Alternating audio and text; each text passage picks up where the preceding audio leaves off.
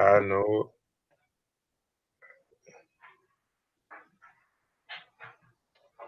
All right. Anybody on face on YouTube? See if we live. Yeah. Yeah, My, okay. All right. Let me get in here. See if we live. Yeah. All right. I want to say black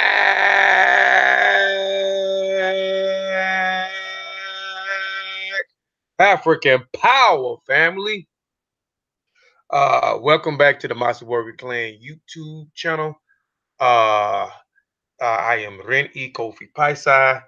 ETM Hotep, Dua U, Dua Aku, Dua Netcha, Fatmu Alafie, Fatmu Iwa Pele, Majuba Iba Ilakba, Majuba Iba Ilakba, Majuba Iba Igungun Kiki, Igungun. I always has to give honor and praises to the ancestors because, again, without the ancestors, I wouldn't be here. I always have to give honor and praises to the true elders. Um, Before we get into the show, I got a few of my powerful brothers on the platform. With me, I got brother Eni Sean Calfani, Satepan Ra Mary Ahmed, and Vasa Nicolo Gullah. So, you brothers got anything before we jump into the show? Go ahead, have it. Peace, peace. It's your brother Satep and Ra, Mary Amin. I hope y'all enjoy the show. I know I am. Good to have Kofi back. Been in my A for a little bit. But yeah, it's good to have the brother back active. I'm gonna pass it over to Sean. ETM Hotel, Rennie Sean. Welcome in peace. My name is Sean. I'd like to thank everybody for tuning in. Just here to learn, man. I heard it's going down today.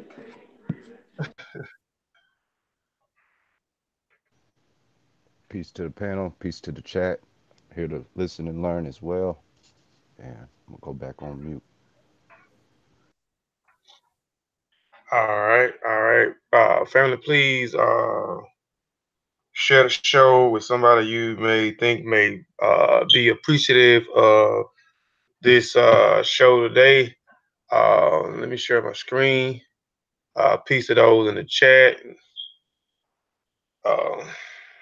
See here. Share my screen. Hold on. Before I even do that, let me just lock it on me. All right. Share screen.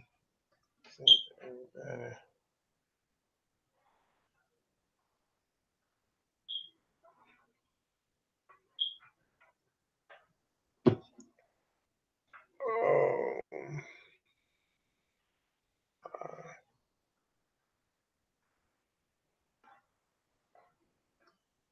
all right. Today's presentation is North African Famous Monuments and Master Builders Presentation Reloaded. It's reloaded. It was a presentation I did. Actually, was the very first presentation I did a year and a half ago when I created my own platform. Well, actually, no. This presentation, well, it's a reloaded presentation or the very first presentation that I did. Kofi Piesie TV wasn't even started yet at that particular time. Um, so I wanted to go back and kind of revisit it, but actually, I done basically turned it into a whole new presentation. Had some old information that I had when I first presented, but I have like a lot of new information on here that I think you enjoy. So again, it is called North Africa Famous Monuments and Master Builders Presentation Reloaded. So we're gonna go into North Africa, uh, place called Kemet or Mary. Uh, so let's go. All right, I always have to put a disclaimer out here before I get started. My disclaimer is I am not a teacher, but merely a student sharing information. Nearly a student sharing information. That information provided is for the educational purpose only. If you are in doubt, do the research and have it verified by someone qualified. I reserve the right to change the focus of this presentation to shut down, sell, or exchange the terms of use at my own discretion. Our trademark, design rights, copyrights, registers, names, mottos, logos, avatars, the sigmas, marks used are cited by this website or the property of their respective owner.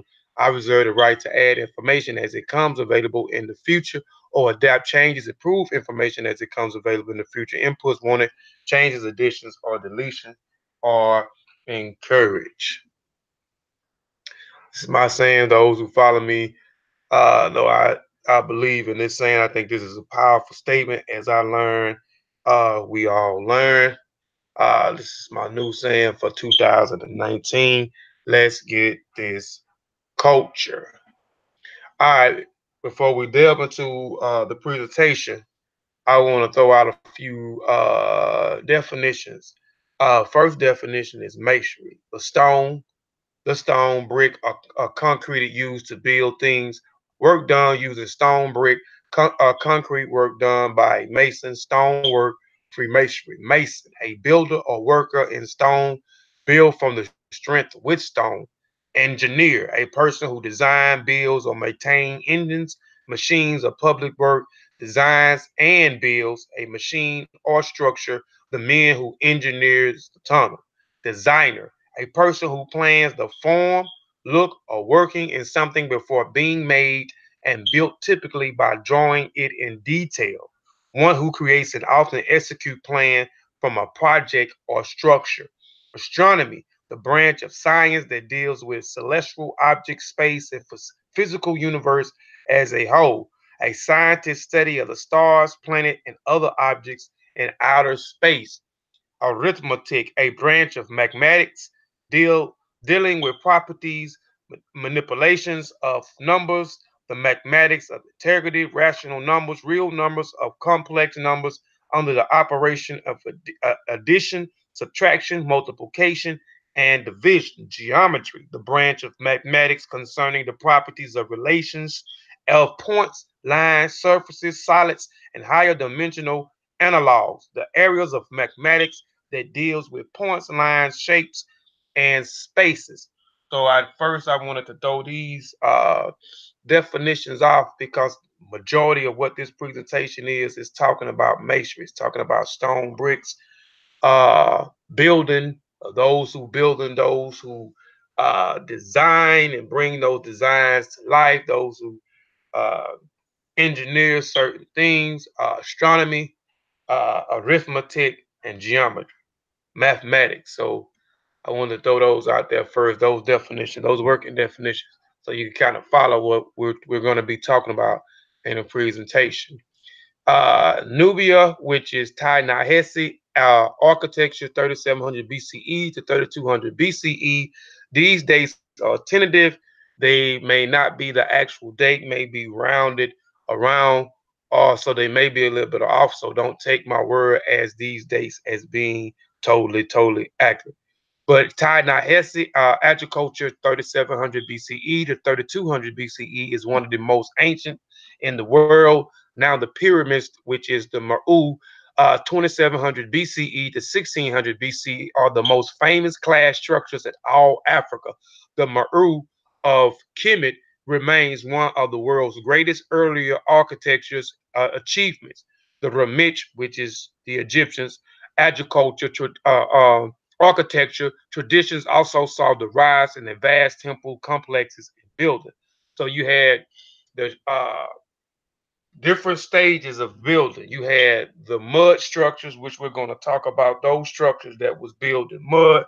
Then you went from that phase or whatever, evolved into limestone and granite, from the mud structure to the limestone and granite structures, which we call the pyramids of the Meru. Then we went from the Meru to those great uh, massive temple buildings. The Egyptians, the Ramich, Meru, and are ancient pyramid-shaped masonry structures located in Kemet. Um, Most were built as tombs for the country kings or the Nusut Bitis and their consorts during the Old and Middle Kingdom. All right.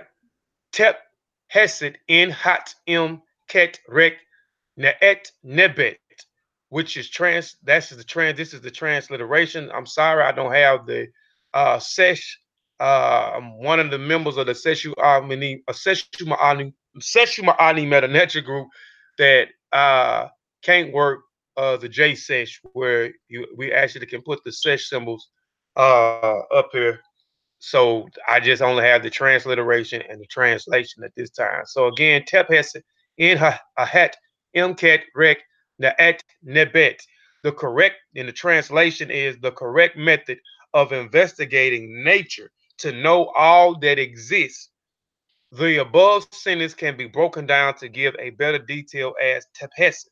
You hear those that follow us in the session with our new men lecture. Tepes, you hear us throw this term out a lot. Tepes, Tepes. Tepes means correct method. N is a genitive for of. Uh, hot m to descend into use in context as to investigate. It also means to investigate or to dig deep into an issue, question problems, to study, the comprehending of moving into. Cat means things. Rec, I say this a lot. I usually use this a lot in my tag. Rec. Rec means to know or knowledge. We know science also means to know. Na'et nebet means all that exists. So again, tep hesed in hetim ketrek na'et nebet, the correct method in investigating nature to know, not to guess, but to know all that exists. Now, the Remets learn how to build dirt and mud structures by watching and studying ants and termites. So our ancestors or those in that region learn how to build mud structures by looking and learning from nature, observing things in nature. So they observe nature. They look at how ants and they look how termites build structure out of mud. So you have an ant mound here, which is an ant mound built out of mud. You have a termite mound here, which is built out of mud.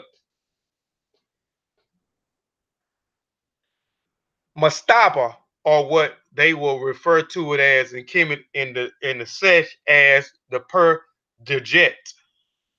Uh, the per dejet is or the Arabic term that people know it by as the mastaba. Mastaba means bench. So those mud structures looked at like bench. So the Arabs call it mastabas. Uh, the rectangle superstructures of ancient Remech tombs built of mud bricks or later stone with sloping walls and a flat roof. A deep shaft descended into the underground burial chambers. From the mastaba or the per nejet, the step pyramid of the Zoja was crafted.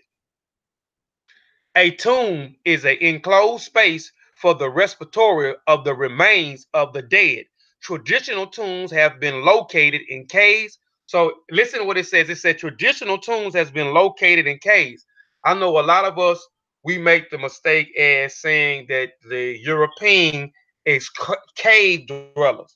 Our ancestors also lived in caves. Our dead remains of our ancestors was also deposited into caves. So we can quit that with the white man is a caveman because he lived in caves. Our ancestors also lived in caves. The remains was also deposited in caves, underground, or in structures designed specifically for the purpose of containing the remains of the deceased human beings and often their possessions and loved ones. So the first thing again, they observe things in nature. We all learn from nature, and most say that nature is the creator. Now they learn from things in nature, so they learn how to build structures from observing things in nature like ants and termites with the ant mounds and the termite mounds. So these structures, the mastaba or the per najet became a place to deposit the remains of those who have transitioned, or the remains of the deceased. and they also deposit those deceased certain types of possessions uh, into those uh, tombs and etc. The most elaborate tombs in ancient times were those built by the Egyptian, or who they refer to as the Remich of the Kemetu, for their kings, who is called the Nisut Biti. Early on, the Remich built the mastabas, or the Pernejet tombs made by dry bricks, which were then used to shore up shafts and chamber dug into the earth. In every mastaba of the Pernajet, there was a large room of ceremonies honoring the spirit of the deceased, and the adjoining smaller room, the serdab, where the statues of the dead person would be placed so that the spirit would witness and enjoy the ceremony. So they would, these certain things that they call the sertab, where they would have the statues, and the spirit was supposed, or the deceased was supposed to be deposited into these things, and then they did certain ceremonies um, in the chambers dealing with the deceased, so the spirit could observe and enjoy those different ceremonies. Now, what is a sadab? A sadab literally means cold water in Arabic, which became a loan word in Arabic for cellar. It is an ancient Egyptian tomb structure that serves as a chamber for the Ka. The Ka is your spirit, statue of the deceased individual. Using during the Old Kingdom, the zadab was a sealed chamber with a small slit or a hole. First, I'm going to show you the slit, then I'll show you the hole. This is the slit.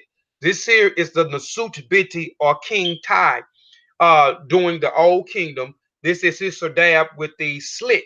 So this is the statue that they said that would be inside the slit that will observe the ceremonies of his, or his death ceremony or funeral ceremony. His spirit, or his ka, is in the statue to observe the ceremonies at his behalf. um the deceased individual used during the Old Kingdom, the Zerdab, was a sealed chamber with a small slit or a hole to allow the soul of the deceased to move about freely. These holes also let the smell of an offering presented to the statue via this slit. The deceased can also ensure that the service which is due to him is effectively and correctly practiced. The word Sadab also used for a type of undercoated chamber found in many pyramids of Meru. Now, this you seeing the slit here. This is the Nasut Biti Tai. Now it mentioned a slit and a hole. This in here is Nechaket, or who or may know him as the Nasut Biti Zolja, the Zolja. This is a Ka statue peered out through the hole of his serdab, ready to receive the soul of the deceased and any offerings presented to him. So you saw the slit with the statue, and again you see here, this is the hole. It said the slit in the hole.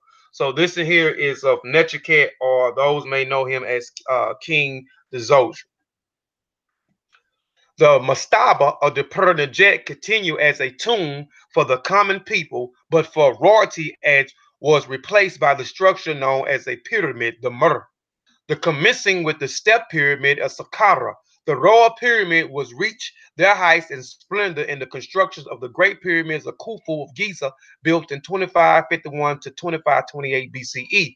The royal pyramids of the Meru were adorned with paintings depicting the life of accomplishment of the deceased king, or Nasut Piti, and filled which of those necessities of the spirit would need in the afterlife. In the field of reeds, the Nasut Biddies were interred in the area known as the Valley of the Kings, and their tombs was elaborated eternal homes which reflected their status of the divine rulers. And for anybody that want more information on the Valley of the Kings, you can go to Kofi Piesie TV, and on that platform there, um, my brother Satepanra, who's on the panel, he has a great presentation dealing with the Valley of the Kings. Here is the Mastaba. Again, the Mastaba was, or the Perf Najet, were a place housing the remains and important things of those who may have deceased. And the these two here is the bottom chambers.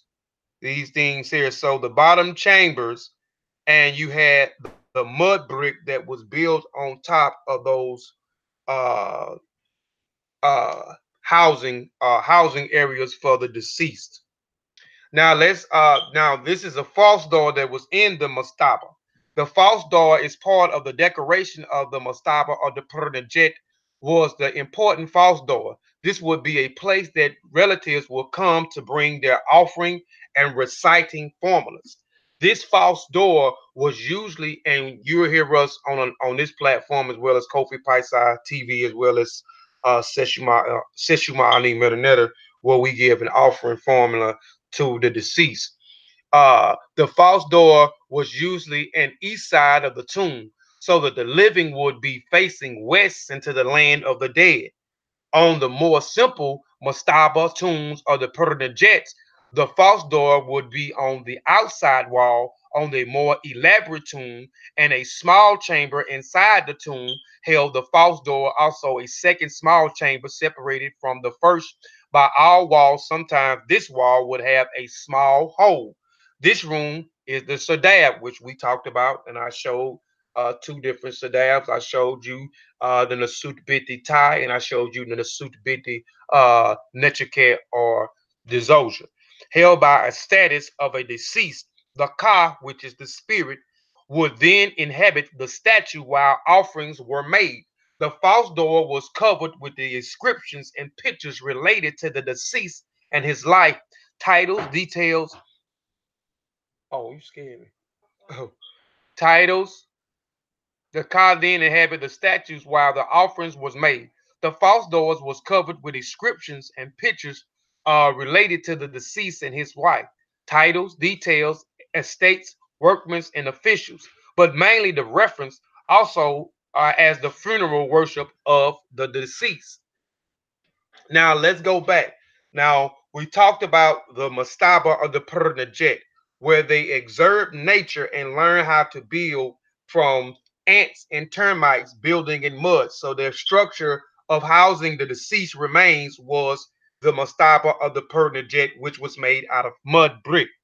Now, before they started building these structures out of mud brick to house, let's go back and then we'll go further in and we'll go into the evolution of these architectures.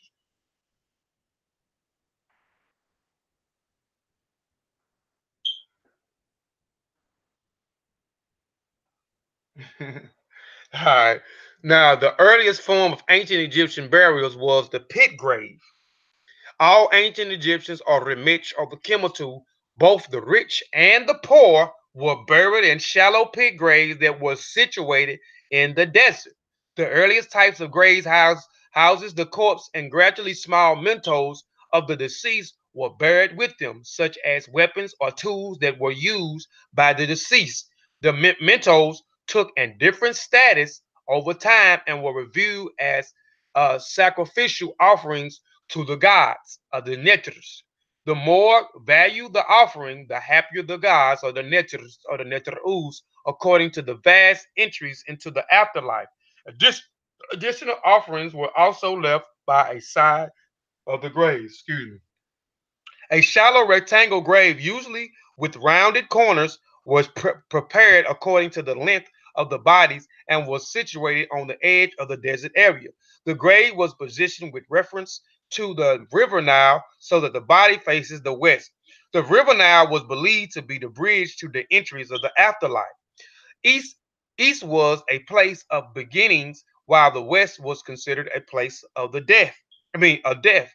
The bodies was cleansed and prepared for burial wraps, and the cloths are strewn. Sometimes urgents and resins were applied to help preserve the body. The corpse was placed directly into the grave without a coffin and carefully positioned in a sitting or a fetal position. So they buried them in these pits, I guess, in the same position as they was in the womb of the mothers, in a fetal position. And I wish I had a clearer picture here on the side. I try to find a clearer picture. But in a fetal position of their left side facing toward the perceived entries place to the afterlife. The sands of the deserts were hot, the body fluids drained away, and the corpse underwent a natural form of mummification. This is before they started mummifying the body, which reduced decay of the body. The graves was initially covered with hides and reed mats and covered with a mound of rough stones as a memorial or grave marker. The grave marker became more sophisticated and stelas were added identifying the deceased. COVID. Go ahead. When you end, you want me to come back to that particular slide because I got the actual pits that Oh, I do had. Yeah. I got a few. I think I got a few images, but I can show one in particular. okay. Yeah. You want to do it now or you want to wait? Nah. We can let you because you grooving right now. Okay. Yeah. I want to check it out too. All right. All right. Now let's go into the step pyramid. The pyramid of the Zoser. Like I showed you the Sadab while ago of Nasut Biti the Zoser or Nechikit. So they went from mud brick, they transitioned from mud brick into limestone and granite. So they went from the mastaba of the Pernijet into the Mer of the Mer'uz, which are the pyramids. So the step pyramid is located in the northwest of Memphis, which is called Hetka Ptah, and Saqqara necropolis of Kemet. Today it is known as the step pyramid due to its step appears, but in the Kemetu time it was referred to as the Kephu Neteru, commissioned and for the burial of the Nasut Biti, which means dual king. Design and constructions was overseen by his vizier Imhotep. Imhotep was a talented architecture and builder who succeeded in creating sometimes that had never been seen before. It was a design that would often be repeated or improved upon, and it gave birth to the ancient industrial dedicated to the afterlife, one that would leave the indelible mark of Kemet life as well as death. So this pyramid, and again, they went from mud brick, the mastabas or the Pernajet, to the evolution of the pyramids of building from mud brick now into limestone and granite.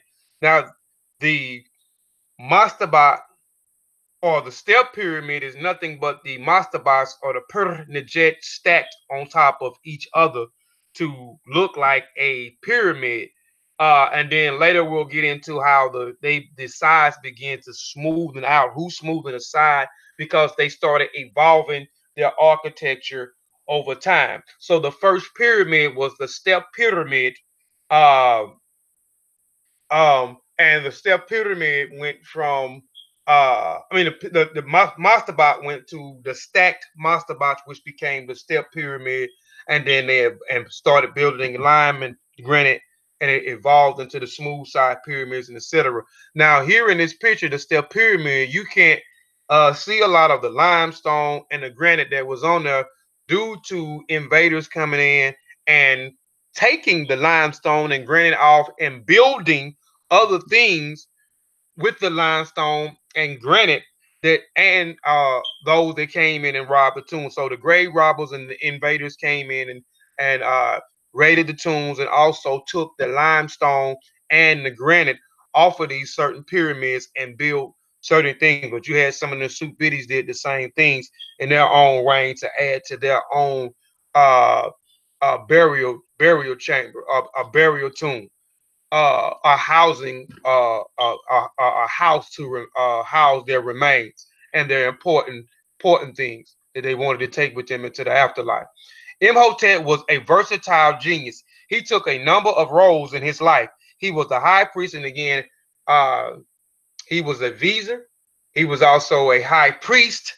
He was a architecture. He was a designer. He was a healer and a seller. He was a what they call a hymneter or a tepi. A tepi is a high priest. A hymneter is a high priest. He was the chief counselor as well. You know, uh, chief counselor of the Nasutbiti Dul King, and accomplished sculptures and architecture. He improved upon the existing funeral design of the mastaba by building the mastaba of dwelling sides on the top of each other. When it was finished, he had produced a stairway of heaven upon which the Nasutbiti, the soldier, could ascend into the next life. The unfinished pyramid, the burial pyramid of Sekhemkhet. The landscape of Egypt was forever altered by the design of the step pyramid, and the rules who followed the soldiers were keen to put their own stamp on the landscapes by proceeding with similar examples of the monumental architecture. The next attempt occurred during the reign of the Supiti, which is dual king Nekhemkhet, the second ruler of Kemet, third dynasty. Sekhemkhet was the soldiers' direct successor and has been estimated as the ruling Kemet for approximately 6 years. The pyramid of Sekhemkhet was the grand design located in the southwest of the step pyramid. Everything about the design suggests that the monument was invasive to build upon. Examples of the first pyramid surpassed it both scales of style, both but unfortunately possible due to his pyramid of the rain being shorted to the Nasut Biti, the Zoger. The pyramid of Sekhemkhet was never actually completed. For far from dwarfing the step pyramid, the unfinished masterpiece instead barely progressed above ground level, earned it as lesson flattened nickname in this year to come, the buried pyramid. So this is the second pyramid that never got finished by Sekhemkhet. He only reigned for 6 years, and a lot of times it took 25 to 30 years, according to some scholars, uh, for these for them to finish these pyramids. So you had the mastabots. So let's go back again before we go forward. The mastabots, they observe things in nature. They learn how to build structures or learn how to build mud structures from observing ants and termites in nature. The ant mounds and the plant mounds, and they created a place to house the remains now, which was the mastaba or the pernejet. And the pernejet, we can go into, hold on, let me go back. And the pernejet evolved into a stack of pernejet, which was engineered and designed by a genius who served as many roles in Kemet up under the administration of Nekhemkhet or Nasubiti the and created the step pyramid. And then now we have King Nizolja's successor who attempted to build another structure to house his remains, and he had a short-lived reign. He only reigned for 6 years. So the buried pyramid or the unfinished pyramid was never finished. So this is the unfinished pyramid here. The layer pyramids, the pyramid of Kaab. The attempt of the pyramid building also occurred during the third dynasty of Egypt, Kemet, under the Nasutbiti Kaab. The structure was located in the necropolis of Zayat el Erin in Egypt or Kemet. Although still disputed, the layer pyramid has been argued as having contained tomb of the Nasut Biti Kab. Evidence for this comes not from the layer pyramid itself, but rather from the excavation at the tomb inside of the associate pyramid complex. Archaeologist excavation has uncovered a lot of data about the burial pyramid and the layer pyramid. Excavations at the unfinished pyramid of Sekhemkhet was undertaken in the 1950s by Egyptologist Sakara Jenin. Prior to his archaeological investigation, the pyramid was unknown, evidenced only by a strange rectangle shape in the desert. Ganin identified the pyramid as the unfinished structures consisted of one step measuring over 250 feet along its northern side through the passages. Some, the Third Dynasty stone vessels and the papyrus were located, and the wooden casket containing gold was discovered along with beds of jars inscribed with Sekhemkhet's name. The alabaster sarcophagus cut from a single block was also identified and revealed as an attempt after it was opened, possibly due to the grave robbers of the earlier era. Egyptologist Jean Philippe Lauder also located a partially destroyed tomb at the southern side of the burial pyramid with a wooden coffin containing the remains of two old childs.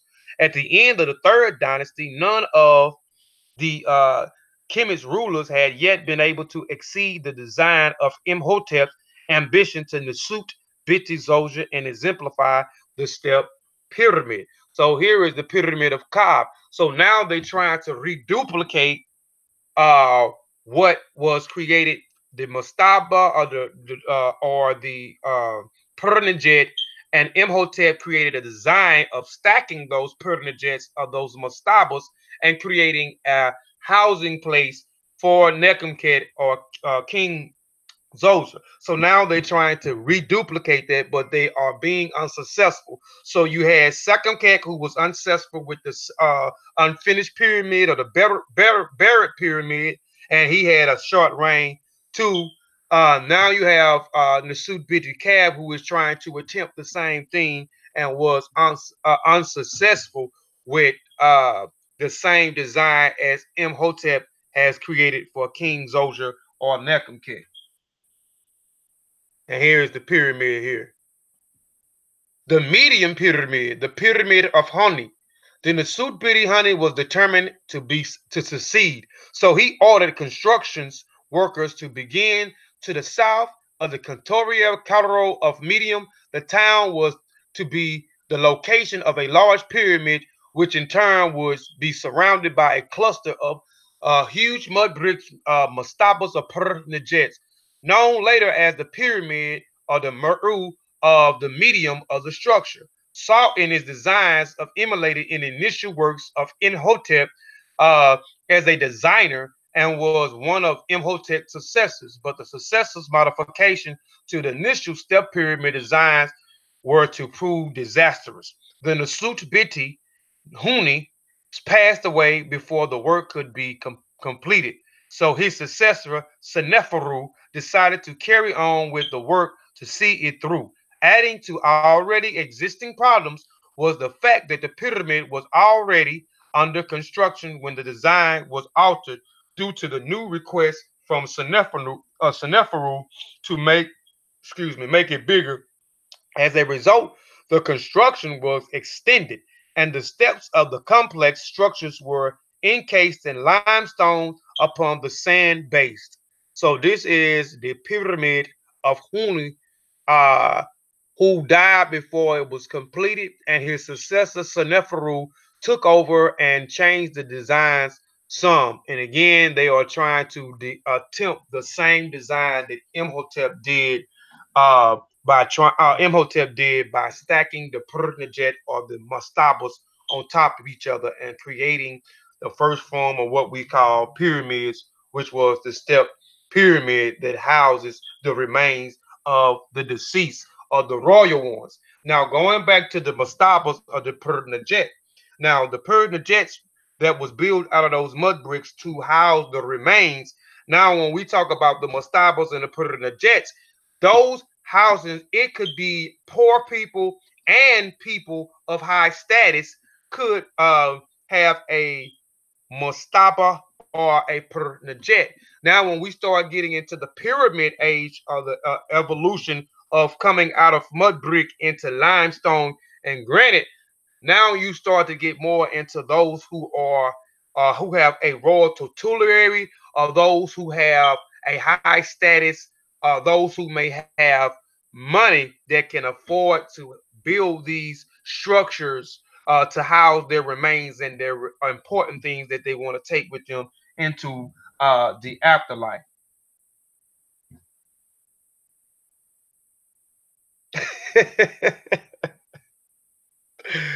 I'm trying to look at the chat too, man. What's the name, man? Alafia, eBay.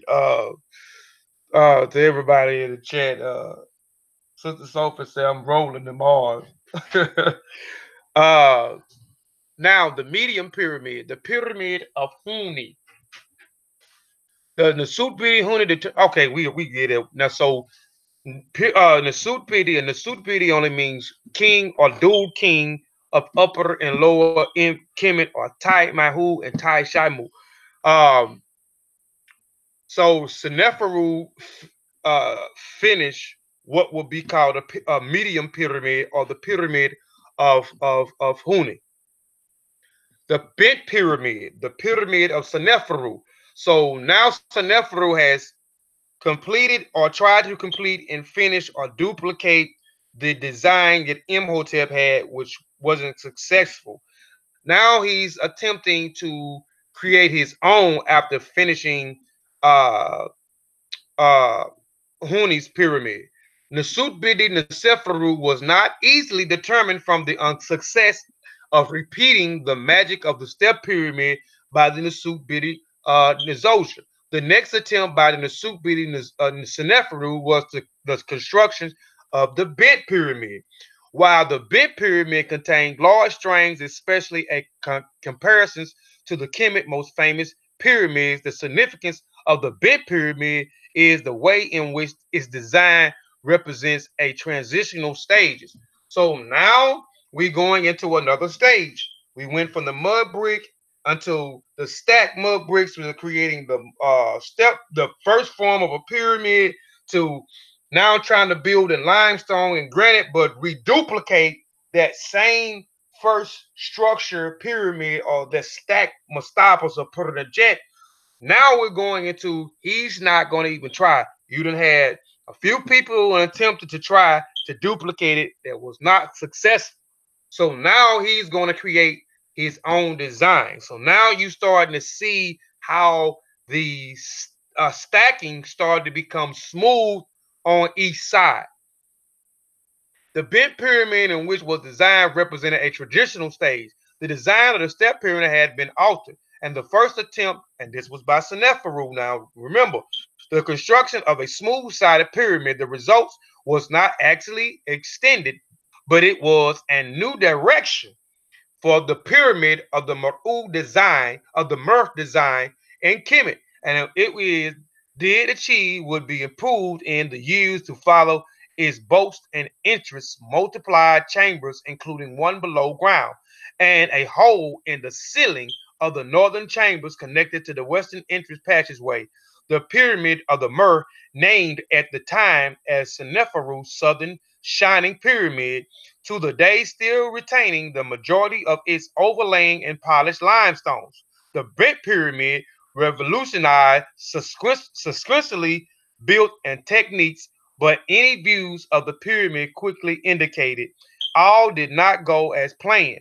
Possible dissatisfied at the end result for the Bent Pyramid. So now they start to go into a different stage, a different direction of building the pyramid with Seneferu and not following or trying to reduplicate the design that Imhotep had for King or Nasut Bidi, Nekhemket, or Dzosh. The Red Pyramid, the or slash the North Pyramid, the Nasut Bidi Seneferu started working immediately on a new structure adjacent to the last one. So Seneferu was getting it in. Seneferu was getting in. He was trying to put them pyramids up. So he tried to complete Huni's pyramid, uh the medium pyramid. That was the medium pyramid by Huni. Huni died and he tried to complete his work, which he didn't duplicate. It became the medium pyramid. Then he set out to design his own pyramid, which was the bent pyramid by smoothing on each side. He was dissatisfied with that structure. So he said, I gotta go in again. So Seneferu, Nasut Biti's Seneferu is going in again. So now he's finna uh try it again. Then the Super British and Neferu started working immediately on a new structure adjacent to the last one. This time the angle was correct on this new Mer or pyramid to be 43 degrees from the very base of it, always to the apex. This will come to be called the Red Pyramid based on the red color of the stone used to construct it, or sometimes the North Pyramid. The name of the Red Pyramid was applied to its long after constructions because it was originally encased in white Toro limestone. And like I said earlier, these pyramids that I'm showing that are still standing today, a lot of you had a lot of foreigners came in that went inside. The grave robbers went inside, robbed the bodies, robbed it for. Robbed the mementos or those important things that they buried with them to take on to the afterlife, and to strip the limestone and the granite off of these pyramids. But you had some of the soup biddies that did the same thing later on in time to build their own structures. So they just ripped the limestone off some of the existing pyramids or the existing merus. All right. White Turo limestone. Its underlining reddish color was revealed over time as the limestone was stripped away, taken by the builders who used it for their own local construction needs. Such workers would include varieties of buildings of Cairo constructions during Kemet, so-called Middle Age. Some instances of the past cases is still visible at the site, but by the large, it is all gone, revealing the red color underneath. When this was complete, it broke a number of world records. It became the tallest standing human structure anywhere in the world at that time, and also became the first successful construction of a smooth-sided pyramid. The Red Pyramid, located less than a mile to the north of the Bent Pyramid, the Red Pyramid was a resounding successful for Seneferu. The Great Pyramid of Giza, the Pyramid of Khufu, in addition to the beginning one of the ancient wonders of the world, the greatest pyramid of Giza, and which is one of the three wonders of the world that was built in Giza, which are still standing the test of time today, with those great wonders that they also had them side by side with. They are not, some of those great wonders is not standing today. The ancient wonders of the world, or the Great Pyramids of Giza, is extraordinary for a number of reasons. It is one of the greatest feats of engineering in the ancient world. To extend that it is remains is the tallest building structure in the world from that time. It was finished up until the Lincoln Cathedral was completed around 1300 AD. The fact that the nearly 520 feet tall spire of a cathedral was erected nearly 3,800 years after the Great Pyramid of Giza was constructed, a testament in its own way to the longevity of the pyramid itself. Even since then, it remains is a monument that has stood the test of time, remaining the only one of the original seven, the remaining one of the original seven, the remaining one of the original seven wonders still survive, because those seven wonders of the world, they it was all over the world. So they took them from different places of the world. And this is has stood the test of time and still standing. Still surviving. Archaeologists have estimated that when completed, the Great Pyramid stood 480 feet tall, which each side measures a 756 feet in length, with a total mass estimated at being 5.9 million tons and a volume approximately at 2.5 million cubic in metrics.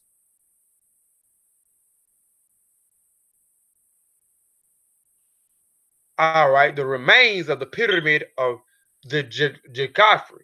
Now, when we get to the pyramids of Khufu in Giza, we started in Saqqara, and then we went from Saqqara. Now we're going into Giza. Now, when we're going into Giza, the Great Pyramids of Giza, the Pyramid of Khufu was the first pyramid in Giza. So now you have a successor, and we only know about the pyramids of Khufu, Khafre, and Menkaure, but we don't know about his son Jakafre, who also, which is never mentioned, about his attempt in building the pyramid, or his name isn't mentioned. You always go from Khufu to his son Khafre, but he had another son before you get to Khafre, and his name is Djed Khafre. and he attempted to build his own pyramid or his own house to house his own remains. The Nasut Biti Khufu's son and successor Jekafre sought to emulate his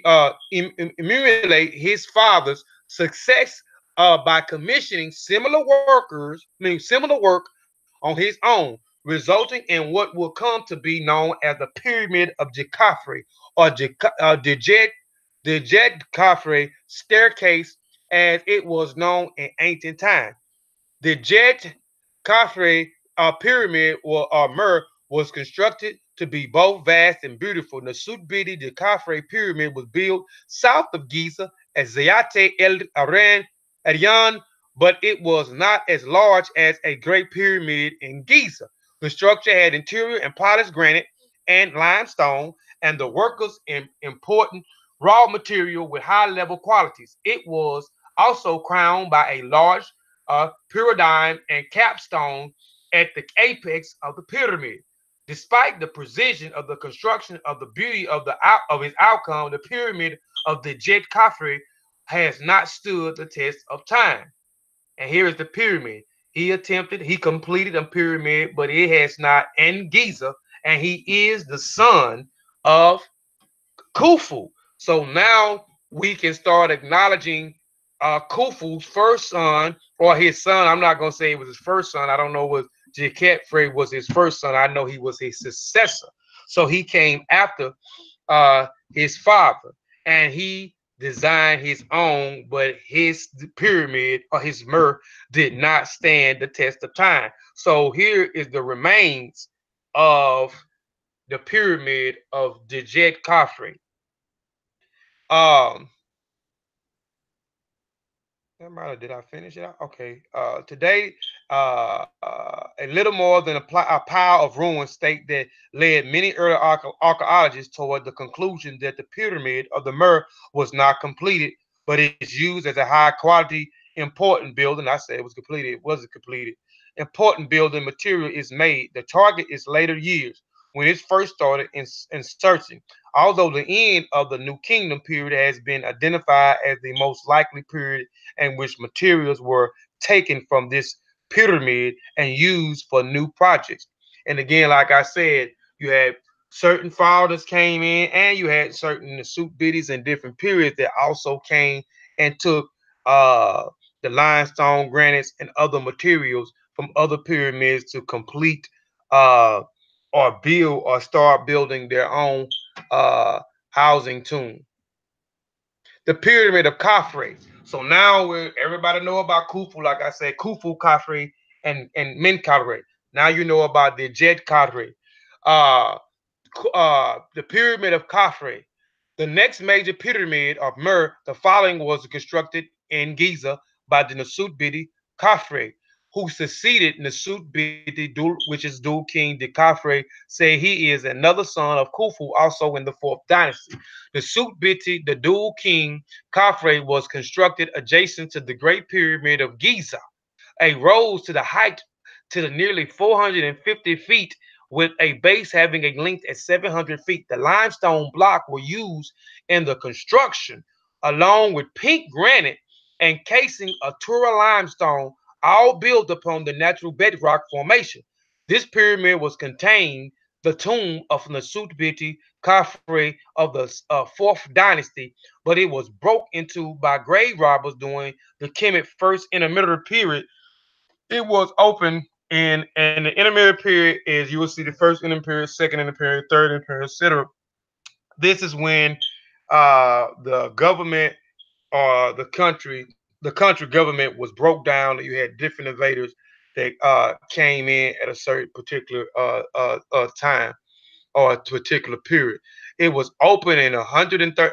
It was open in 137 BC and now contained graffiti writings in Arabic on a bedroom chamber wall, most likely dating to the same period.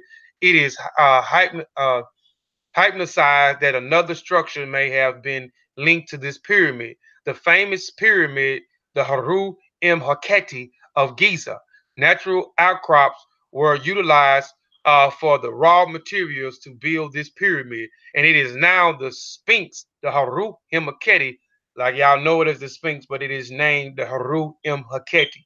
It was one of those outcrops. The Egyptologists have theorized that the blocks were cut from the outcrops to use for the pyramid of Khafre. The outcrops itself was carved and shaped into the Sphinx Haru Imhaketi, the mysterious creature with a human head and lion body. The Sphinx Haru Imhaketi was a famous mythology beast known throughout the ancient world, and the Egyptologists think that the face of the Sphinx or the Haru Imhaketi is the O of, and excuse the typo, I got odd, of Khafre himself. But we know that Khafre, you have a lot of people who theorize that the Sphinx of the Haru Himaketi was built by Khafre, which the Sphinx or the Haru Himaketi is way much older than the Pyramid of Khafre, the Pyramid of Khufu, and the Pyramid of Menkaure in Giza. Here's another picture of the Sphinx or the Haru Im Haketi that's in front of the Pyramid of Khafre. And a lot of it you can tell how they've formulated that it is much older. You have a lot of different dates of how old it is, but it is older. The Khafre did not build it, but you can tell from the deterioration uh, uh, of the pyramid, the sand erosions, the watermarks, erosions, and etc., that it is much older than the pyramid of Khafre. All right, the pyramid of Menkaure. Now, Menkaure, now you had the pyramid of Giza. You had the structures that were started in Saqqara. Then they left from Saqqara into Giza. The Great Pyramid of Giza was constructed by Khufu. Khufu had another son named Dja Khafre who attempted to build a pyramid also in Giza. Then you had Khafre, who built and was successful in building the smooth-sided pyramid, the design that was designed by Seneferu, who said, "The hell we're trying to duplicate Imhotep, Step Mastaba, he created for King Zoser uh, um, at that particular time." So now you have Menkaure, who is the son of Khufu, not Khufu, but the son of Khafre. So the pyramid of Menkaure, the pyramid or the Mur of Menkaure was located in the Giza Plateau. It was constructed to house the tomb for the fourth dynasty, Kemet Nasutbidi Menkaru. Menkau. The pyramid is located in the southwest outskirts of the temporal Kairu. It is the smallest of the great pyramids of Giza, with its original height estimated to have just under 200 feet. With a base of nearly 300 feet, the pyramid was constructed of granite and limestone block with the lowest of 16 courses of granite in the entire interior, originally encased in turtle limestone. There was extended to be three satellites pyramids next to the pyramid of Menkaru, but none of these were ever completed.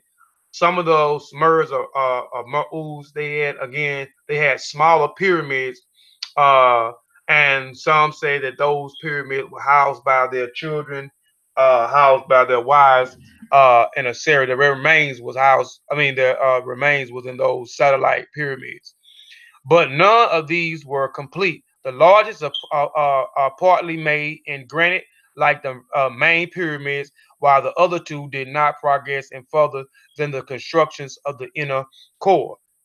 So here are the three great pyramids, and a lot of people talk about the pyramids of Khufu, Khafre, and Menkaure. So you have Khufu pyramid, who was the first to construct the pyramid um, um, in Giza, who took the design and was successful with the design of Seneferu. And then you had his son who built a pyramid. We had his other son who attempted, wasn't successful. Then you had his son Khafre, who built a temple, a pyramid, or Mer, who was a little bigger than his father. Then you had the smallest one by Khafre's son Menkaure. So you have the great pyramids uh, in Giza. And it is said that these pyramids are aligned with the stars. The Great Pyramid of Giza is the oldest monuments of all the listing of the seven wonders in the ancient world. The Great Pyramids of Giza, along with the pyramids of Menkaure and the pyramids of Khafre, were built almost 4,600 years ago to protect the bodies and the possessions of the Nasut Biti Khufu, Menkaure, and Khafre. It took 20 to 25 years to build each pyramid, each with about 2 million blocks of limestones and or granite. Now, the layout of the three pyramids of the three Merus on the ground is 2500 BCE. It is then observed that the Orion belt stars are somewhat skewed in relations to the ground plans of the three pyramids of the Merus, since positions cause the heights of the stars to change with time over a period of 26,000 years. The tilting of the sky image anti-lock backs to the night skies would observe in the 10,500 BC epoch.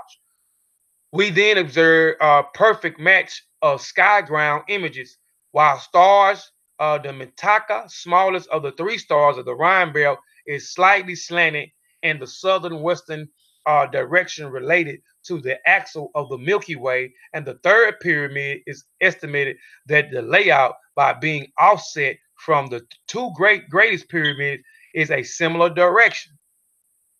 The discovery of the Ramich fascination and devotion towards stars, which they associated with God, tell us that the strong resemblance in the pyramids of the Merus laid out with the skies is unlike the consensual. So when exactly the where the Merus built, according to Boval, the pyramid themselves was largely built in 2500 BCE, while the ground plans of the three pyramids was physically established in 10,500 BCE. Its conclusion once again stood up to close scrutiny.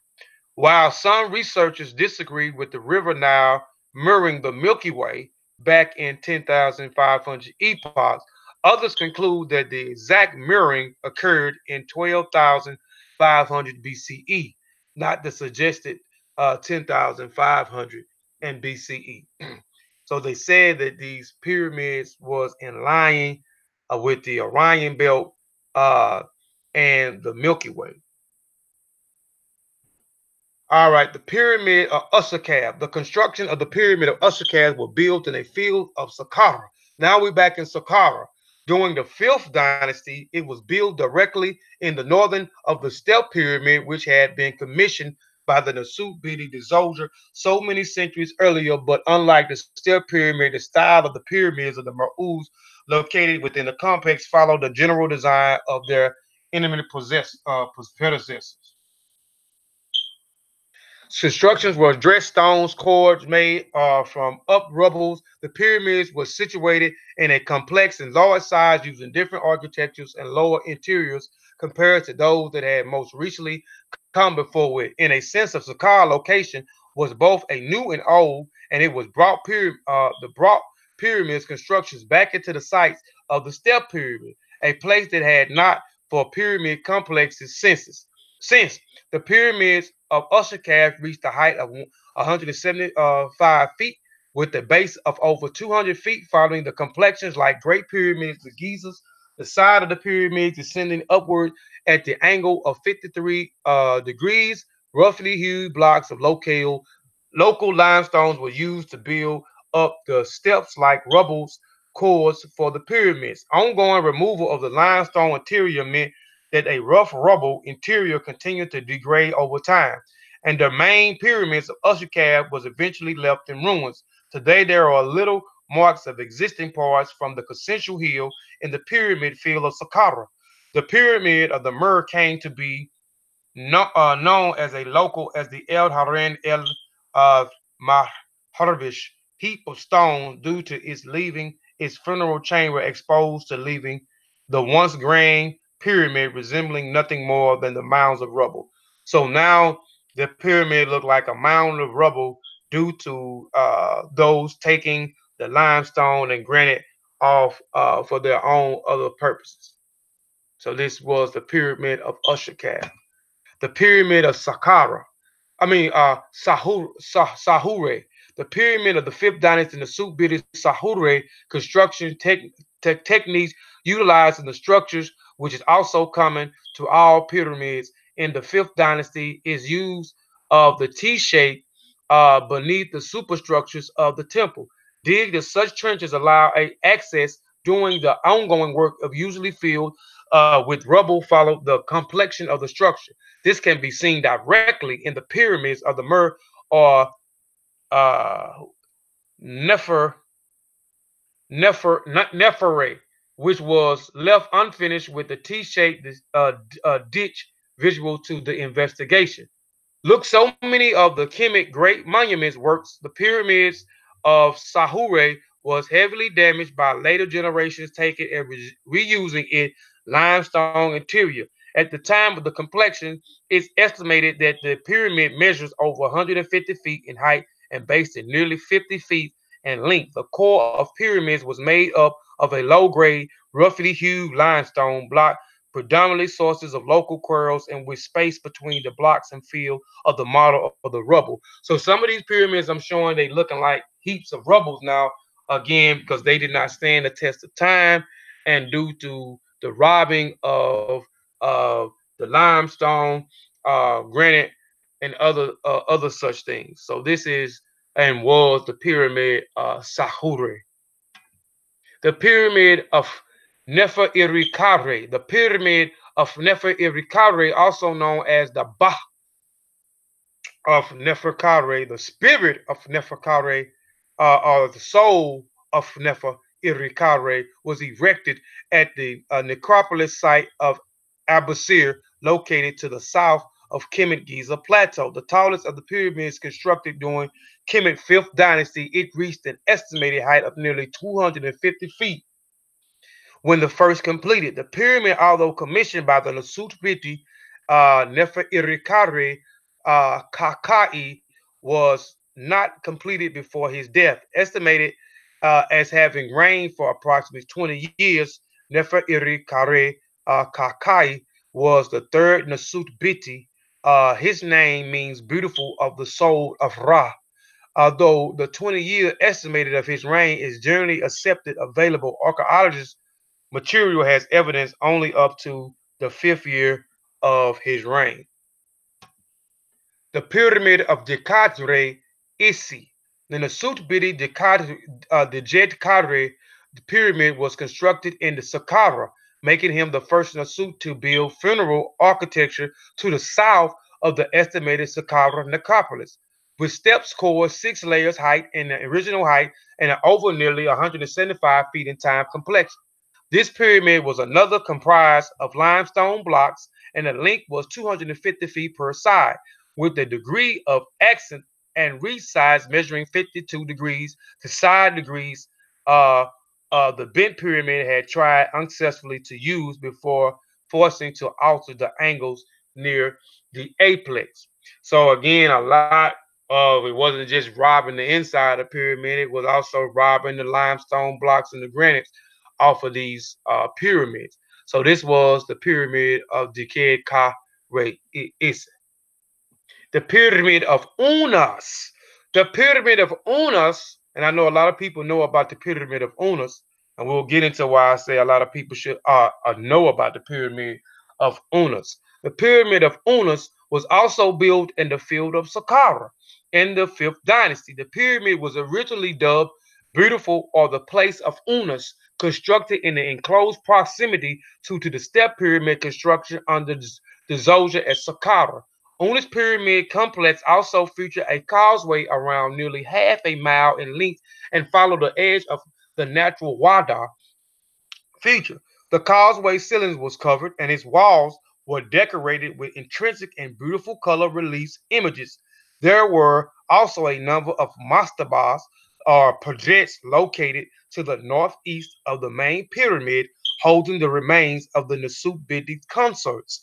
Today, once Grand Pyramid has been so severely weathered that it is now look more like a natural hill feature than a pyramid structure. The burial chamber was also plundered long ago, but when excavation took place, archaeologists found it still contained some remnants, including a skull, a right arm, and a shin. So this was the pyramid of Unis, and it did not survive the test of time due to the weathers and different catastrophic events. It still stands. You still can go inside the pyramid of Unis, but the outside doesn't particularly look like uh, a pyramid today. Now, the pyramid text. Now, that's why I said some people should know about the pyramid of Unis. I know we talk about the pyramid text of the Sabiat Mer or the Mer Sabiat, the Mer Sabiat, I mean, are a collections of ancient Egyptian remit texts from the time of the Old Kingdom.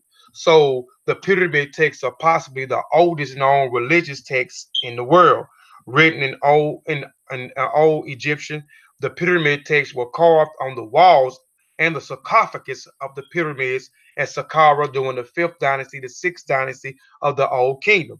The oldest texts have been dated between 2400 to 2300 BCE. So we talk about the pyramid text, and people talk about the pyramid text is the oldest religious text in the world. Christianity got its text, etc. You hear the talks, uh, seen some of the talks, some of the debates, etc., etc. So this is where the pyramid texts of the Mer Sabiats were were first at in the pyramid of Unas in the fifth dynasty, and then in the fifth dynasty you go into the sixth dynasty. You have the pyramid of Tepi, where the pyramid Texas was housed, and you have Pepi the first and Pepi the second, where the pyramid text was also housed in these different mer'us or these houses for the to house the remains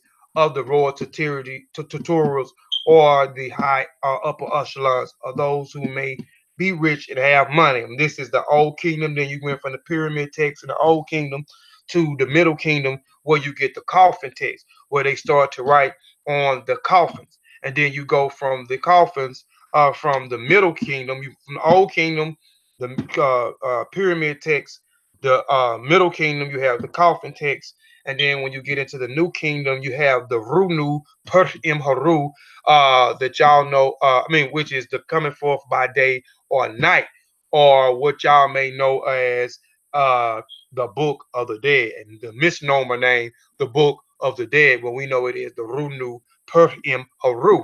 So, and you get those other afterlife books, the Book of the Heavenly Cow, the Book of Day of Night, um, and so forth. All right, the pyramid text of Teti. The pyramid, not the pyramid of Teti. I mean, the pyramid of Teti was built in the field of Saqqara in Egypt. The pyramid is the historical, and the second known pyramid contained the pyramid text, as I stated, because you went from the fifth to the sixth dynasty.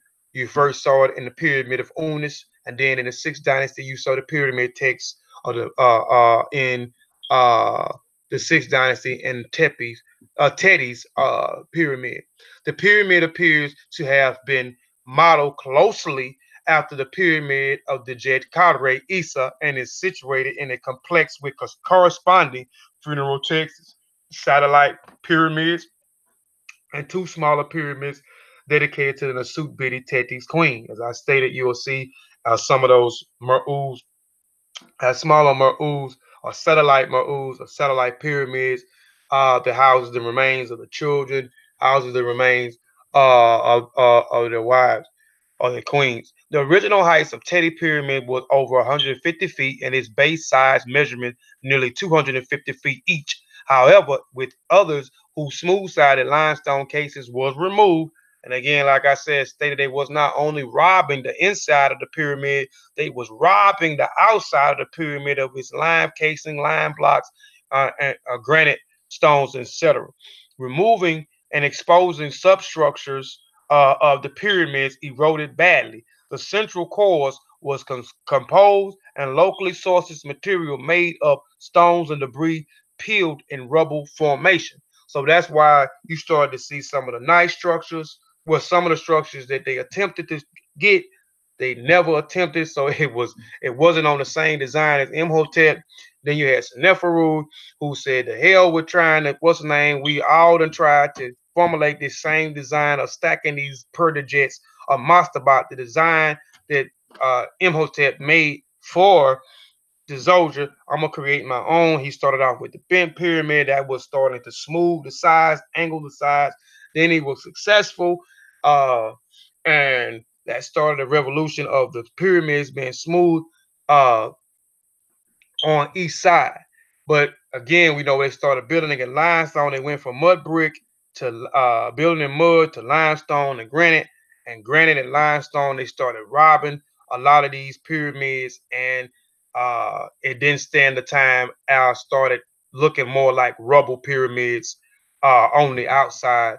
Uh, due to stripping away those limestones and granites off those pyramids. Exposing structures of remains eroded badly. The central cores were composed of local surrounding materials made of stones and debris piles of rubble formation. This is the pyramid of Teti. These are my sources. I wasn't gonna go. I just wanted to try to take you through the evolution of the building structures from starting from first being buried. They're burying a house in their deads in certain pits, which we're gonna get into a little bit more. Sean gonna show some of those pits where they started burying in the fetal position, and then they started observing over time, observing nature as they always do. They always learn things from observing nature. So they started observing the termites and ants in nature, building the termites and ants building in muds, building their structure, the mud, I mean the ant mud structure, the termite mud structure. As I showed you two structures, I showed you a structure of the ants, and I showed you a structure of the termites at the beginning of the presentation. And then they went into starting to then now as observing, they started building as the ants and the termites was building their structure. So they built their first structure in housing the remains and the important relics and etc. That they wanted to take with them into the afterlife. So they went from the mastabas or the pertinent jets and mud into limestone and limestone and granite. Uh, the third, I mean, third dynasty, you have Imhotep, who was a Himneter or a Tepi, who was a high priest, who also was a heal, a healer, who also was a mathematician, who also was a designer, engineer. So he designed uh, the first form of a pyramid, which we call the step pyramid, which he took those mastabas or pernajet and stacked them on top of each other.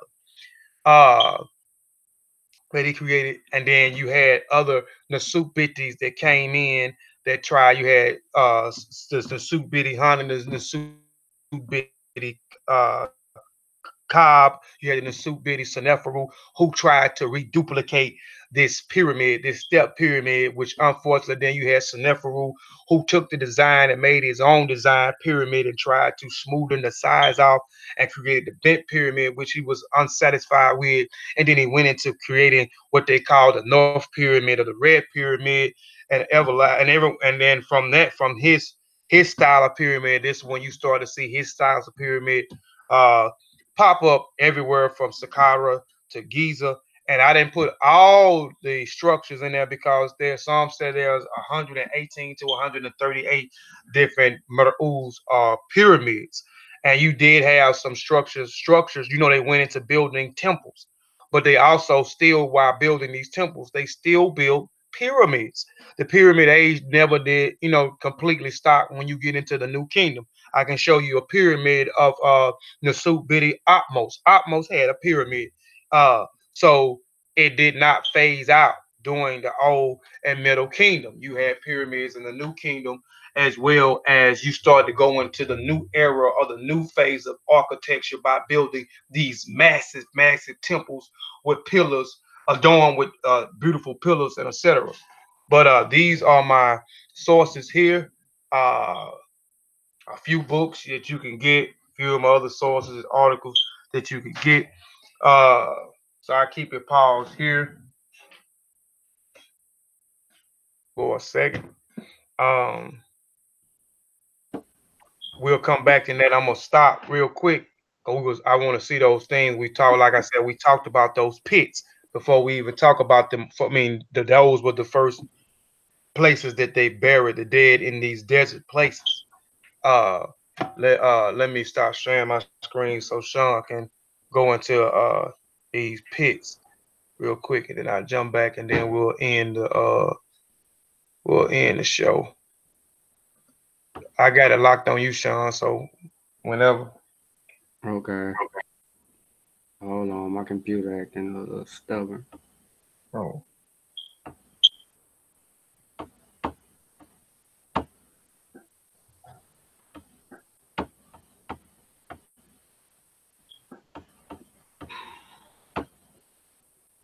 Boom, boom, boom, boom. Yeah, I ain't gonna keep us long. Let me advance slides.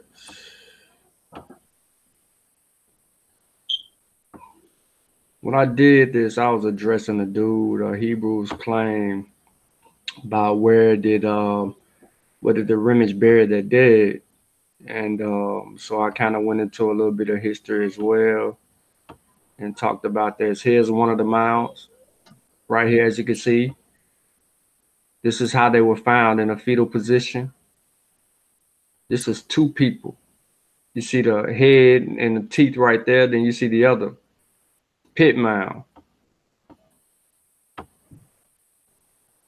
They would be found in pit mounds like this. This is it. This is actually in a museum, and they would have the jars full of their favorite things. And like Kofi described to you earlier, um, they would sit them out there in the sun. Between the sand and the sun, it would help mummify their bodies. Let me see if I got anything else, Kofi. All right, here we go. So again, here are the images again. And as you can see, it was very, very much a practice to bury them with something that they could take with them in the afterlife. You see the evolution of this over time when you see how they're actually buried. So when people start questioning how they were buried, then it will go on from there. As you can see, I talked about the mastabas and all of that too, and get into that and go on from there. But I don't want to hold nobody up. I just want to show those few pictures. And if you need me to go back, I can. This right here is an actual limestone Mm-hmm. from one of the mastabas, you know, from the fourth dynastic period. So I don't want to play nothing. I had some other little stuff in there, but that's pretty much it. I ain't gonna hold nobody up. I just showed them a couple of pictures. Well, we done so many darn presentations, man. We could be pulling information from each other, man. I forgot you had did that. Well, you Yeah, you did that on Facebook though, then. Yeah. It's not on YouTube. I did it on that because I was dealing with that Hebrew dude in one of them Kemet verse Hebrew comments, and his question was where are the remains of the population that scholars claim grew to at least 2 million by the new kingdom in Kemet, and then where are the graves of the average everyday remnants? He meant in Kemet, but he put M Kermit. He was trying to be funny. So yeah, it was very. That's why you can go out there right now. You start digging around. You start finding bones and bodies. You know what I'm saying? Like they're all over the place. People done built homes on top of graves or what would be considered tombs. And just over time, that whole transition and evolution of the earth just remaking itself over in those areas where digging was taking place. I mean, people just started throwing up things. That's why you still can find statues and monuments and things of that nature up under the earth. That's why they still there uncovering and researching and doing all of that. They're not doing it nowhere else. Mm. Well, I can't really say that that's the only place that they're doing it because they're in West Africa doing it too, which is unique. You know, they're looking for things to clarify history, to justify history, and to not assume history. So I was reading some earlier today in a journal that was talking about. It's funny because the dude asked the question about 2 million people. They grew to 2 million people. From a biblical perspective, some people felt that when you reached over a million, your population reached over a million, that something had to happen, some type of event had to happen to reduce the population from the million on back down. They're saying that the gods would be unpleased to have that many people in one area. But Mhm. yeah, man, he did good presentation, good build. Yeah. Oh, and don't I didn't I thought maybe I was gonna see that in the chat, but I don't see it in the chat. That's good. You know, it been a claim out here a long time ago. Um, that the people who build uh those pyramids were slaves. You know what I'm saying? Or those people were slaves. Those slaves were the Hebrews. So I know y'all done heard that claim before. They had slaves, and or the slaves were the Hebrews, and the Hebrews one that built all these great structures, and it wasn't the people in that region. I thought I was gonna probably have to see that because I had a I lost one of the articles I had, but I had a whole article ready to fire up if No, they ain't, you ain't gonna see nobody in the chat asking that question because you yeah. know I dealt with that one of the Hebrew dudes 2 or 3 times on this. Two different Hebrew dudes actually with the same argument. And you could tell that they don't talk to each other or anything like that because their information is all over the place. But um, we dug it up. We had class one day. Me, Monique, and a couple of people on the other channel. Yeah.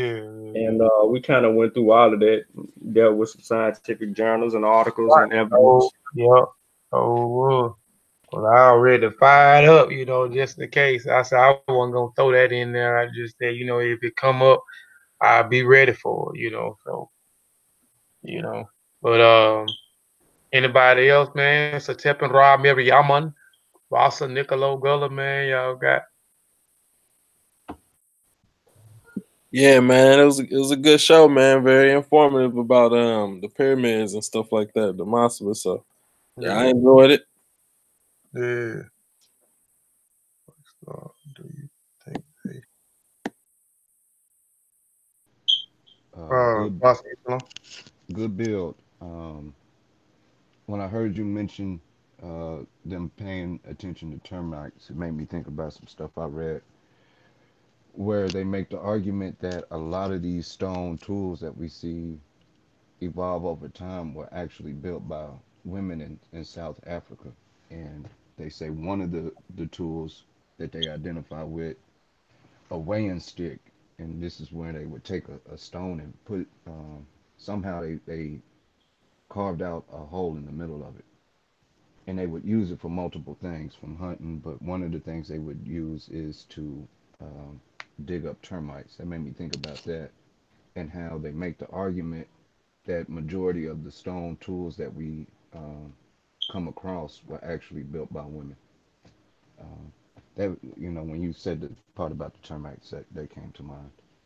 Yeah. Um, if you don't mind, I'd like to pull a daddy embarrassing moment. If you can take it off the screen to where it shows our little avatars. Oh, my bad. I'm sorry, man. Oh, you good? Great. You I was. good? Oh, hold on. Okay. I don't know if they can see it. I walked away from being able to Yeah, see it, but if it's locked on there. y'all see that little girl on my avatar, that is Miss Essence, and it's her 16th birthday. I know she in the living room listening, so I had to embarrass her. Oh, the day of birthday. Yeah. Tell her happy birthday. Happy 16th. Yeah. Yeah. Yeah, I can hear her screaming. I guess it rolled over to the YouTube. I can hear her screaming in my game. You gonna get one of them? You gonna get her favorite singer to come sing her happy birthday? Yeah, I don't mind because all her favorite singers is females. Oh, okay. What about rappers? Now I'm gonna take her out to eat here in a little bit. Nah, you gonna avoid that, huh? Yeah, and then drop 600 to put her on the insurance and cry afterwards. Yeah. Um. But yeah. Where I'm at. Where I'm at. Hold on. Let me go on through. I'm trying to get back. Okay. Where I'm at. Damn. Okay. Let me go. Okay. But please go subscribe to these channels. Please go support the Seshu Ma'ani Meta Nature group. You got 3 members on here now. Satep Ra, who spoke, is a member. Any Red, Sean Calfani, and I am a member. We are like-minded individuals who are aspiring to be true scribes, who are studying the language, which is the Ronnie Kemet, and the writing script, which is the section of nature, or what y'all may know as the hieroglyphs. Please go subscribe to our YouTube channel. Also, please go check out our Facebook page. It is also Seshima I Ni Meta Nature. Also, check out our website, Seshuma I Ni Meta Nature, where if you wanted to get the rebuttal book that we did by Walter Williams, have the ancient hieroglyphs been deciphered. Uh, our sister Sinette Emiket penmanship book. You can purchase it on there. If you're interested in taking the session and another classes, you can also purchase the book, the beginners uh, book on there as well. Again, that is Seshuma Ani Metanet, www.seshumaaniMetanet, I think.com. Also, go subscribe to Kofi Piesie TV. Go subscribe to Kofi Piesie TV. It is the African Netflix. It is the channel that takes the black man, black woman, and black child Eurocentric mind and Africanize it. It's so much stuff on that presentation. It's my platform. Well, I don't say it's my platform anymore. These brothers, Bossa Nicolo, Satepara Mariaman,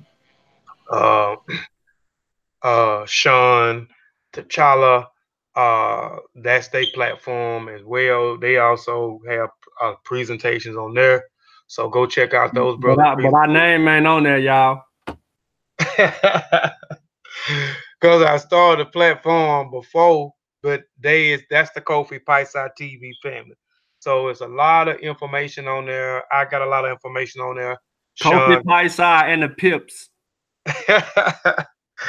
Nah, but it's a lot of information on there from us, man. It's a lot of information I'm proud of too, especially um the one on good character. We have a series. We gonna bring that back soon, hopefully. We got 3 parts on there, good character, good morals, uh good ethics, good moral values. I forgot part 1, part 2, part 3. So we have that on there. We have a lot of stuff on there, man. Just go check it out, man. Anything you want to know about African culture, it's on there. Go check it out. So tell a friend to tell a friend to tell a friend about Kofi Piesie TV. Please subscribe.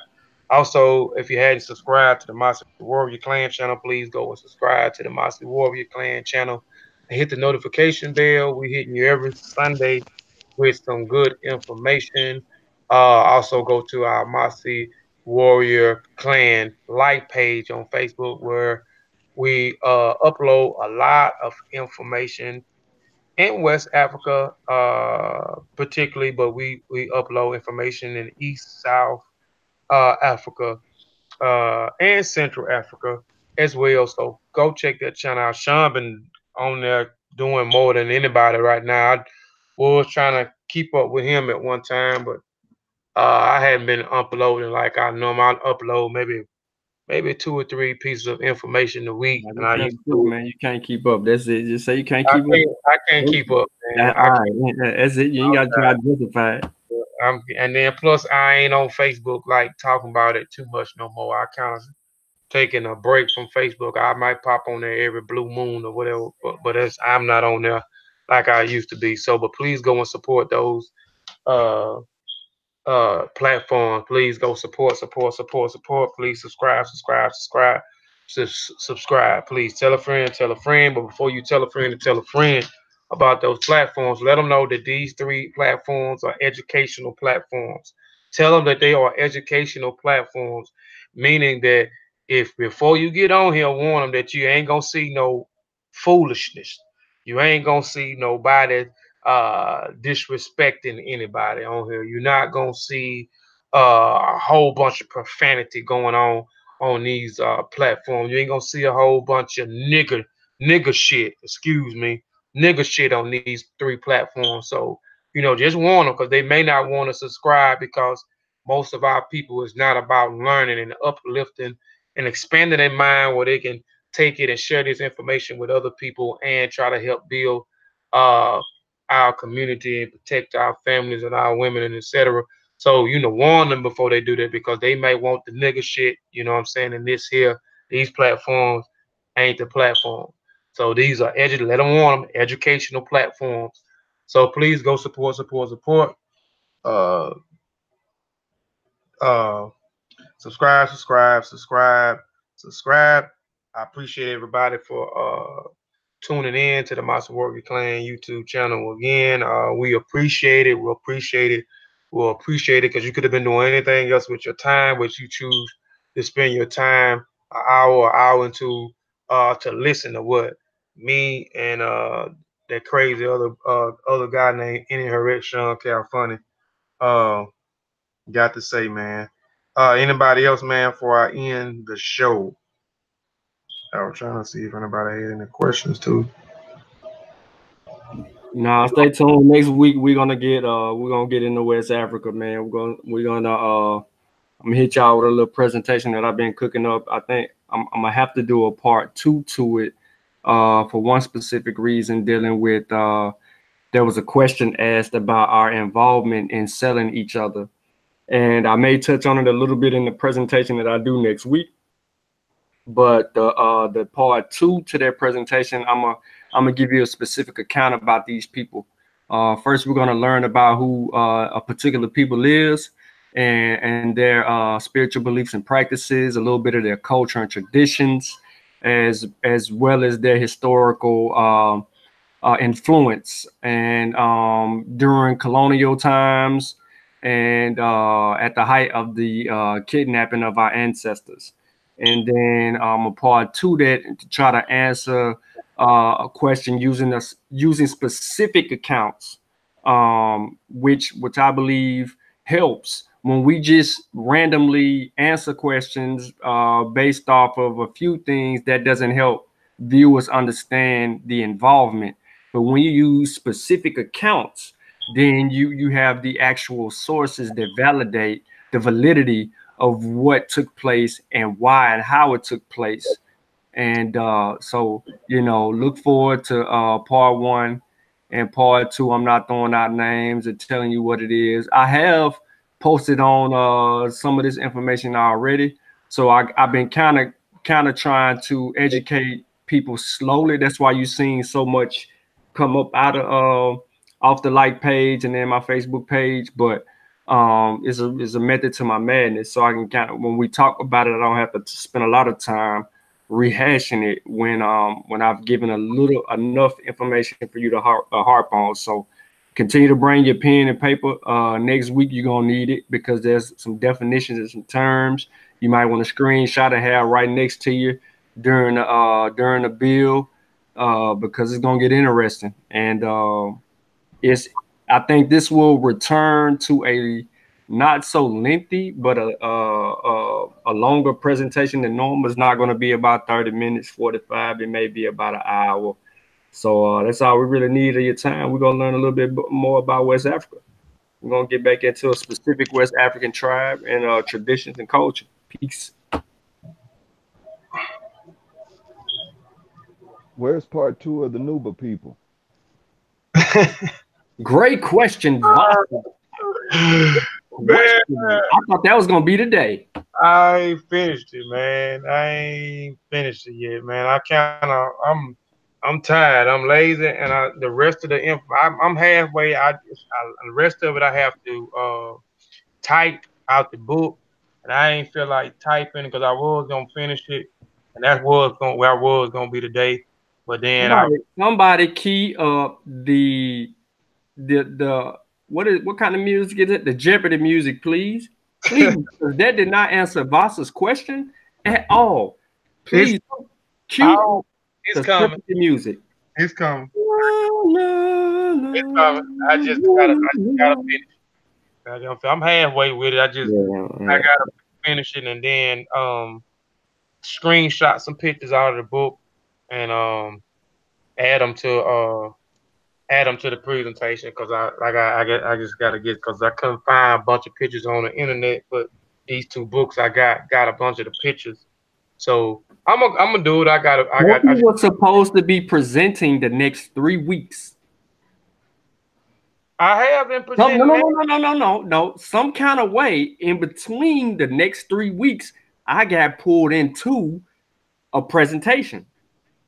Some kind of way. It's supposed to be 3 weeks of Kofi Piesie for a reason because he know I'm reading a book that I wanted to like read, and get in there. But now, Man, I had you in last week. I had you in there last week. you didn't need me. The audience, hey, everybody know that he didn't need me. Everybody in the chat was like, shoot, Kofi was going in last week. Then all of a sudden, Sean just hop on there and mess everything up. Viewership went down. All your fans left. They started talking about me, calling me names. Man, because I don't talk. Don't listen to that boy. Don't listen to that boy. But yeah, we finna get out of here, man. Like I said, man, again, we appreciate y'all, man. Did you have anything to tell? Nah. Go ahead, man. It was, like I said, it was a good show, man. You go ahead. I ain't got nothing on it. Hmm. Well, we out of here, I want to man. do a presentation. I want to Go do a ahead. presentation on what is the black family with all these We current conversations going on. But I'm saying that now because a big part of it is I want it to be interactive with the audience as well. So we're gonna need y'all to get more people in here. Support, support, support, and I'll build on how I want to present it um, and get that done sometime in mid-April. okay. But I do want to do a conversation on that because as we have all these reparation conversations and all these other things, one key element to all dynasties, all wealth, all forms of culture has to be centered around the black. It doesn't have to be centered around the black family, but family. And as we keep saying it, I mean, that's one of the things we enter all these conversations with in the chat. We see peace family, what's up family, but how many of us actually mean that? And that's going to be a center point of the conversation. I got more things in mind, but that's something that we need to resurrect. We talk about resurrecting spirituality, but we got to resurrect the family just as much. Oh, yeah, we gonna definitely have that thing. That's why I said shoot. I thought you were gonna hit me. We'll talk, man, after we get out here, man. But yeah, stay tuned for Vasa presentation and a discussion on that same topic. Well, that was Uh, just we, my pledge. That was my pledge to the audience. I'm gonna get something out to the public. yeah, yeah. I wish the Teppenrock put a pledge out there to the family so we can have it recorded and documented. So when I start Yeah, getting I know. See how you do? See I how know you you trying to do? get me out the shell, Kofi. I got something in my back pocket, man. I will say that to the family. I got something in my back pocket. I'm gonna run it by them when we get off the chat. all right, that's what's up. Well, shoot, y'all know what I'm about to say. Black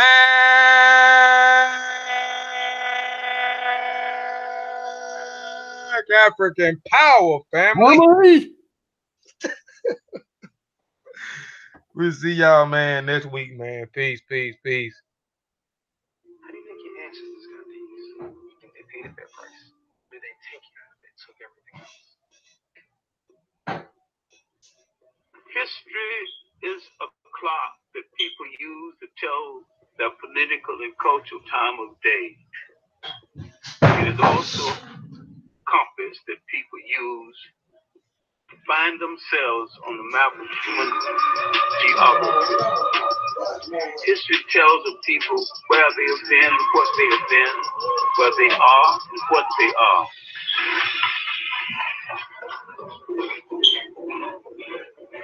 Like a warrior.